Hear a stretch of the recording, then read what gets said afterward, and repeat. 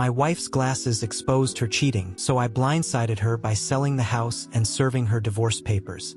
I am married to Joanna, 34F, for about 6 years. I work for a construction company and project management, which means I'm away for work pretty often, usually about a month at a time, twice a year. Joanna used to tell me she understood travel was part of my job, and for years I thought we were a strong, trusting couple and could have a good life together. Turns out I was way off. This whole nightmare started during my last work trip, and it came crashing down thanks to a video call and the dang reflection in her glasses. Yep, glasses. Let me tell you how it went down. It was my second week away on this trip, and Joanna and I were doing our usual video calls every night. To stay connected, she'd usually fill me in on the small stuff. Work drama, neighborhood gossip, whatever was going on at home. I always loved these calls. They kept us close, even when I was far away. One night, while we were on our call, I noticed something strange in the background. Out of nowhere, a guy whom I only know by face walks into our house. He just strolls in through the front door without even knocking. No hesitation, no announcement, nothing. The guy saw she was on a video call and backed off. He fled as if he was caught in an act. Joanna jumped out from the couch upon hearing the door get shut and swiftly disconnected the call. I immediately called her back and asked what just happened. She seemed flustered, but tried to maintain her composure and replied, "Oh, that's Rick. You know him, right?" "Yes, I know him. He's our neighbor." "What the hell was he doing here at this hour?" "It was almost 10. She shrugged it off, saying he probably just needed to borrow something. She brushed it off like it was no big deal, just some guy from next door who was friendly enough to walk right in. I asked her how he got so comfortable that he could just barge into our house without knocking as if it were his own. She snapped at me, saying I was making a big deal out of it. He was just a neighbor who happened to be her gym partner, and that's how they became friends. I couldn't shake the feeling that this wasn't just a casual neighbor visit. It threw me, but I let it slide for the moment. I didn't want to overthink while I was miles away. 2 days later, she felt sick and took off from work to relax. I had a free afternoon, so I called her to kill my time. We were on a call when the doorbell rang. She hurriedly went to answer it. I heard some whispering in the background. When she came back, she looked a little bit off. Her hair was also open and messed up, as if someone had stroked it. Before that, she was in a neat ponytail. I remember it vividly because I like the way she ties her hair. I know a lot of guys like women with open hair, but not me. So whenever she would tie it in this particular way, I felt head over heels. I asked her, "What's up?" At first, she said nothing and picked up the topic where we left off. I stopped her and asked who was at the door. Her response was, "Oh yeah, door." There was this group raising money for charity, and she again continued to talk about some random stuff. I circled back to the question again. "Which charity group? Did you give them money?" She named a charity and said she gave them $100. She was fumbling and rolling her open locks, which was very unusual of her. Her discomfort was all across her body language, but she tried hard to put on a normal face and talk. But then she made a mistake. She was wearing her glasses, these new ones she'd just gotten with big lenses. As she was talking to me, she looked up straight across the laptop, and I noticed something in the reflection. I squinted, trying to make it out, and there he was. Rick, the same guy. This time he was standing right in front of her, grinning like a smug jerk, teasing her, pouting, and giving flying kisses to distract her. I quickly switched off my video camera, saying there was a poor connection so she wouldn't see the shock on my face. Then I swiftly pulled out my phone and started recording it. I could barely keep my hands steady, but I somehow managed to keep my voice calm. You won't believe what happened next. That son of a witch started undressing himself. I froze, my stomach in knots. My whole body went cold, my face neutral. She was quiet too. Her focus was entirely on the jerk's body. I mustered the courage and asked her if everything was okay. She looked at the laptop screen and said with a broad smile, "Oh yeah, just a bit of a headache. I think I need to lie down soon." She looked me right in the eyes through that screen and lied straight to my face with her naked piece of junk in my bedroom. She had no idea I'd seen him in the reflection of her glasses. Felt like a punch to the gut. There was my wife lying to me with the same sweet, innocent face she'd always had, while her lover stood naked in front of her, acting like he owned the place. I couldn't bear it any longer. I disconnected the call. I wished I could rush home and shoot that in the head. In a moment of desperation, I hailed a cab to the airport. I tried booking the first flight home, only to realize that by the time I reached home, the guy would be done doing my wife, and my wish of catching him in the act was unreasonable. Then something in me snapped, and I wished to go nuclear on my revenge. revenge. I stopped the cab midway and walked back to the hotel, contemplating my next move. That whore was cheating on me, and my own house, the house I bought before we even met. I built this life for us, and she was treating it like her house, like she could do whatever she wanted behind my back. I knew I could have confronted her right then, but after that blatant lie, the way she acted so casual, I wanted her to feel the kind of shock and betrayal I was feeling. I wanted her to realize that everything she took for granted could disappear just like that. I made my plan, and I'm executing it bit by bit. Sorry, I'm too emotionally drained to write further. I'll save that for the next post if I'm in the mood to write it. Even this one took me 2 days to write. I thought maybe venting would help. Thanks for reading it. If anyone came this far, thanks to this lovely community, I'm here again to share the remaining bites. So after that video call crap, I was stunned. For the next 2 days, not proud of it. I avoided all calls and texts from her. Texted her back that I was busy. 2 days later, my manager called me asking if I was fine because I'd missed some very important meetings and briefs. I broke down and told him everything. We've been working together for years and we've built that sort of rapport. He asked me if I wanted a break or maybe to go back home and sort out the stuff. I immediately requested him for a transfer without thinking twice because I didn't want to go back to that city. He asked me to sleep over the thought. I did revisit my decision, but that only led to plotting my nuclear revenge. Like I said, I work for a construction company and one of its wings deals in property sales, and I'd originally bought the house through them. They have some employee discounts, which I cashed in very early in my career. I had a house even before I started dating Joanna. I figured I might be able to sell it without her even knowing about it. So the next day, I called up my manager and told him I wanted to sell this property. He connected me with the right team, and since my house details were already in the system, it was easy enough to start the process. Meanwhile, I requested my manager to facilitate my transfer. It was a tough decision, but I knew I wanted this. I didn't want to just leave the house behind. I wanted to leave everything behind. Then I also hired a lawyer. It took me a week to get a 1-hour appointment. That's when I realized the demand for divorce lawyers. In our country, they get business from these cheating whores who can't control their lust. Anyway, I discussed my case and shared the evidence. Sadly, you cannot do much except for divorce. I might also have to give alimony because we live in a no-fault state. Quite pathetic, right? I know, but I'm ready for everything. To get rid of that cheating witch. During the remaining 2 weeks of my stay, I barely spoke to her. She occasionally video chatted me and I would respond, but I remained silent for most of the time. She would ask me if everything was fine and I would put on my brightest smile and say yes, just that I'm too busy with work. The transfer and the house sale couldn't happen in 2 weeks, and I also had to take my stuff out from the house, so I had to head home. At the end of my 1-month stay, I went back home as scheduled and tried to play it cool, which was very, very hard for me. I told her I would have to leave for another trip next week. She faked a sad face, but I knew deep down she would be dancing at the thought of having her jerk affair partner in the house. I booked a hotel near my work until I was transferred to the new city. I spent the week at home, only to whisk away my important stuff without her knowing about it. The first night I spent in the house, she wanted to initiate intimacy, but I shrugged it off, saying I was tired from the travel. She got upset and said I was behaving very rudely. Not sure if she was acting or if she really was, but I couldn't care less. I dozed off, saying I was too tired to deal with it right now. Then on the next night, she waited for me to make the move. You know this thing about women. Once you decline their sex move, they won't do it again. For the next few days, I played the part of the clueless husband. I even cooked dinner and acted like everything was perfect just to see her face while I planned the ultimate blindside. But inside, every time I looked at her, all I could think of was her making out with him, lying to my face, acting like I was some kind of fool. Her presence disgusted me. When she went to work, I packed all my important stuff and slowly shifted them to storage. During my stay in the house, I searched for more evidence, but could find none. I checked with my lawyer if the video I had gathered through the reflection of her glasses counted, and if that was enough. He said it was. Can't reveal all the details, sorry. The night before I was supposed to leave, she came to me with teary eyes and said she wanted to talk about something. It seems she wanted to confess something we all know. My heart sank. I felt caught off guard. I immediately defused the situation, saying, I know I've been distant since I returned, but I promise things will get better. Once after this, she whispered it was about something else. I said, whatever it is, I assure you it will be solved soon. But right now my mind is too occupied with work-related stuff. I didn't want her to confess. I wanted to rip her apart. When she was off guard, she tried to seduce me and I gave in. Knowing that this would be the last time I was ever close to her made my stomach churn. But occasionally her cheating scene flashed and gave her the pain she deserved. Really hard pain. And continued until she could no longer take it. I've always been gentle and soft. Otherwise, it made me feel guilty later. I shouldn't have done that. I do feel sick and pathetic apologetic later, but can't help it now. I deliberately left when she was at work, leaving a note on the kitchen counter that I had to leave before schedule. She called me. I declined or forwarded it to voicemail. All her texts got one reply from me. I was busy. I checked into the hotel where I stayed until my transfer. The house sale was pretty smooth. I gave up my ownership rights and immediately got the check. Once the paperwork was done, my company sent her an eviction notice. She absolutely lost it. She thought it was a misunderstanding. She blew up my phone with calls and texts. One of her texts, "Why aren't you replying? Someone took away our house and sent me an eviction notice. Where the hell are you?" I wanted to send her the divorce paper and eviction notice together, but that plan got delayed because the divorce paper took longer to arrive. I demand, they say, but this was also fun. She ran to the government office to verify the notice and got to know that the previous owner, me, had sold the house. Initially, she thought it was some sort of misunderstanding and she hired a lawyer to fight for it. Just then, she got